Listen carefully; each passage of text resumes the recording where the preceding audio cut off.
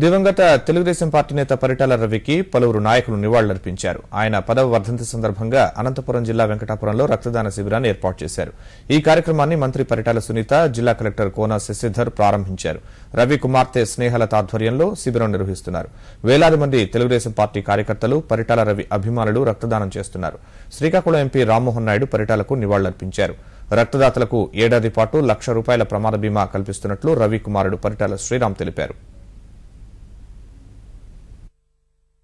10 సంవత్సరాల దూరమైనా కూడా పరిటాల రవి గారికి ఈరోజు వేలాది మంది, లక్షలాది మంది కూడా వచ్చి ఇక్కడ ఈ ప్రోగ్రాంలో కూడా పాల్గొంటుందని చాలా సంతోషంగా ఉంది.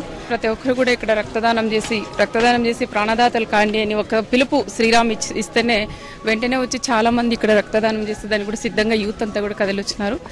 వీళ్ళందరికీ కూడా సపరేట్గా అంటే ఈ ఇయర్ శ్రీరామ్ కూడా ఒక ఇన్సూరెన్స్ పాలసీ కూడా ఇక్కడ పెట్టారు.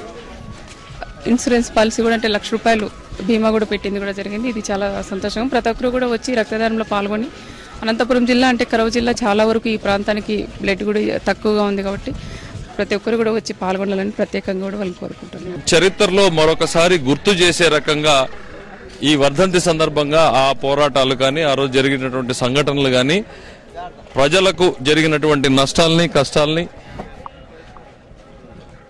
ఏ రకంగా ఆ రోజున్నటువంటి పరిస్థితుల్లో ఎదిరించి నిలిచాడు అన్నటువంటి దాంతో ఈ రోజు ప్రజల మనసుల్లో కూడా ఒక స్థానాన్ని సంపాదించుకున్నటువంటి వ్యక్తిగా ఆయన మిగిలిపోయారు. ఈ రోజు ఆయన లేకపోవడం అనేది మాకందరికీ కూడా చాలా బాధాకరమైనప్పటికీ మరి ఆయన తాలూకా ఆశయాలు ఈరోజు తెలుగుదేశం పార్టీ వచ్చిందనంటే పరిటాల రవీంద్ర గారి ప్రభుత్వం వచ్చింది.